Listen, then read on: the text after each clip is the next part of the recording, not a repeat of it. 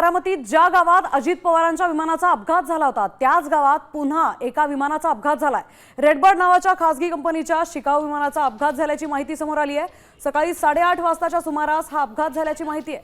बारामतीच्या गोजूबावी या गावाच्या हद्दीत हे विमान पडलंय। विमानातील दोन्ही प्रशिक्षणार्थी पायलट सुखरूप असल्याची ही माहिती गावकऱ्यांनी दिली आहे। दरम्यान घटनास्थळी पोलीसही दाखल झाले तर तपासाला आता सुरुवात करण्यात आली आहे। फोटो देके क्या करोगे? खाली सोडता येते का बघा काहीच कळालं नाही। मी हे यंत्राच्या आड होते, फक्त ह्याला इमान धडकल्यावर मी उठून उभा राहिली। काय वाजलं मग तर इमान, मी म्हणलं आता काय खरं नाही बाबा, इमान पडलं म्हणल्यावर थोडी मी पड्यावर सरली, पुन्हा इमान खाली बसलं। इमान खाली बसले मी बघाय आली, म्हणलं माणसं आत किती काय झालंय बघावं म्हणलं। तर आमच्यातली काय म्हणली, पुढे जाऊ नको, बिटल इमान ते तिचे आयला असतं।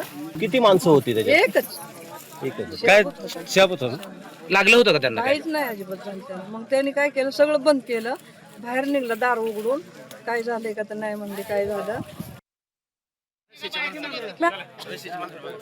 घटनास्थळावरून आढावा घेतलाय आमचे प्रतिनिधी मंगेश कचरे यांनी। आपण पाहूयात तिथली परिस्थिती।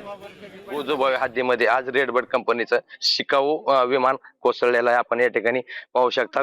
गोजूबाईच्या हद्दीमध्ये आज सकाळी हे विमान कोसळलं आहे। मात्र हे विमान कशामुळे कोसळले हे अद्याप स्पष्ट झालं नसलं तरी या विमानातील जे शिकाऊ पायलट होते ते सुखरूप असल्याची देखील माहिती समोर आलेली आहे। एकूणच रेडबर्ड कंपनीच्या विमानांचा आतापर्यंत 4 वेळा अपघात झाला आहे। ही विमानं 4 वेळा कोसळलेले आहेत। त्यामुळे एकूणच या परिसरातील नागरिकांमध्ये भीतीचे वातावरण आहे। या कंपनीचे विमानाचे वारंवार अपघात होत असून या कंपनीवर प्रशासनाने लवकरात लवकर कारवाई करायची मागणी देखील केली जात आहे।